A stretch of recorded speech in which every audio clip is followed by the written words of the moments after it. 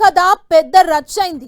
ఏకంగా ఓ YCP senior leader హస్తముందని ప్రచారం జరిగింది. కట్ చేస్తే అటవీ భూములు ఆక్రమించారంటూ సర్వే కూడా జరిగింది. ఇప్పుడు ఆల్ ఆఫ్ సడన్ గా వైసీపీ అధినేత తర్వాత అంతటి పేరున్న నేత చుట్టూ ఉచ్చు బిగుస్తోంది. ఓవైపు అటవీ భూముల కబ్జా లెక్క తేల్చేందుకు రికార్డుల దుమ్ము దులుపుతూనే మరోవైపు ఆ కీలక నేత అనుచరులను అరెస్ట్ చేయడం హాట్ టాపిక్ గా మారింది. సిఐడి నెక్స్ట్ స్టెప్ ఏంటి? కబ్జా ఆరోపణలు ఫేస్ చేస్తున్న ఆ వైసీపీ ముఖ్య నేత ఎవరు? ఫైల్స్ దగ్ధం కేసులో what next?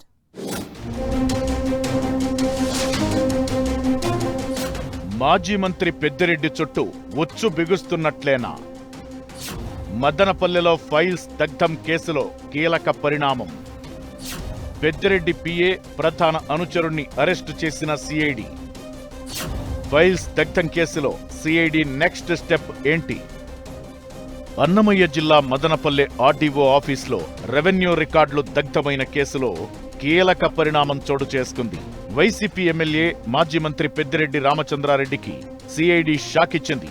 Peddireddy PA Tukaram, ఆయన ప్రధాన అనుచరుడు మాధవరెడ్డిని సిఐడి అరెస్టు చేసింది. గతంలోనే సీఎం చంద్రబాబు ఆదేశాలతో రంగంలోకి దిగిన సిఐడి ఇప్పటికే పలువురిని అరెస్టు చేసింది. మదనపల్లె ఆర్డీఓ ఆఫీసులో సీనియర్ అసిస్టెంట్ గా పనిచేసిన ప్రధాన నిందితుడు గౌతమ్ తేజ్ ను అరెస్టు చేశారు. ప్రమాద సమయంలో మదనపల్లె ఆర్డీఓగా పనిచేసిన అధికారులతో పాటు పలువురిని విచారించారు.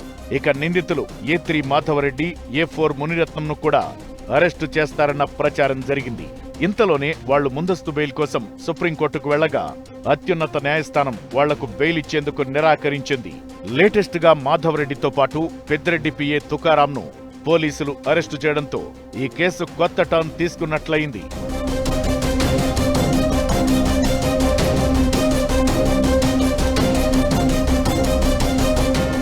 పెద్దిరెడ్డికి కూటమి ప్రభుత్వం ఉచ్చు బిగించుకొస్తోందన్న టాక్ వినిపిస్తోంది.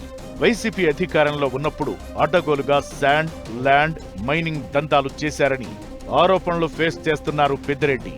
ఈ క్రమంలోనే ఆయన భూ కబ్జా చేశారన్న అలిగేషన్స్ నేపథ్యంలో విచారణకు ప్రభుత్వం ఆదేశించింది. విచారణ కోసం ప్రత్యేక కమిటీ ఏర్పాటు చేసింది. చిత్తూరు జిల్లా కలెక్టర్ సుమిత్, జిల్లా ఎస్పీ మణికంఠ, ఐఎఫ్ఎస్ అధికారి యశోదాబాయ్తో ప్రత్యేక కమిటీని నియమించింది. ఈ భూ కబ్జా అక్రమాలపై పూర్తి స్థాయిలో దర్యాప్తు జరిపి నివేదిక ఇవ్వాలని ఆదేశించింది. చిత్తూరు జిల్లా పులిచెర్ల మండలం మంగళంపేట రెవెన్యూ గ్రామ పరిధిలో కబ్జా అయినట్లు ఆరోపణలు ఉన్నాయి. ఈ భూ అక్రమాలపై అధికారులు నివేదికలు సిద్ధం కూడా చేశారట. 75 ఎకరాల అటవీ భూములు అక్రమంగా పెద్దిరెడ్డి కుటుంబం పరిధిలో చేర్చినట్లు సీఎం దగ్గరకు ఇప్పటికే ప్రైమరీ రిపోర్ట్ వెళ్లిందంటున్నారు. అంతేకాదు పుంగనూరు, తంబళ్లపల్లి, రేణిగుంట మండలాల్లో రికార్డుల తారుమారు, బినామీ పేర్లతో వందల ఎకరాలను ఆక్రమించినట్లు ఎలిగేషన్స్ ఉన్నాయి. వీటిపై పక్కా ఆధారాలు సేకరించి సీరియస్ యాక్షన్ తీసుకోవాలని రెడీ అవుతోంది ప్రభుత్వం.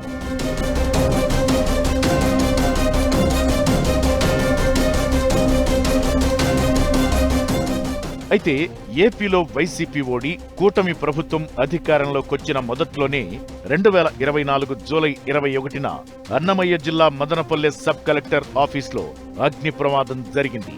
విలువైన రెవెన్యూ రికార్డులు, కంప్యూటర్లు కాలిపోయాయి. 25 అంశాలకు సంబంధించిన ఫైళ్లు దగ్ధమయ్యాయని, వాటిలో అసైన్డ్ 22A కోర్టు కేసుల ఫైల్స్, భూముల రీసర్వే రికార్డులు ఉన్నాయని అప్పట్లో అధికారులు చెప్పారు. దీనిపై చాలా అనుమానాలు వ్యక్తమవుతూ వస్తున్నాయి.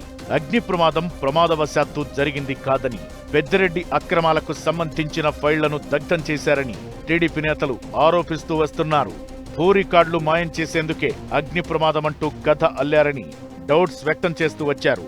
ఈ విషయంపై అప్పుడే సీఎం చంద్రబాబు విచారణకు ఆదేశించారు. అయితే అగ్ని ప్రమాదానికి కారణాలేంటో సిఐడి ఇప్పటికే ఓ అంచనాకు వచ్చిందట.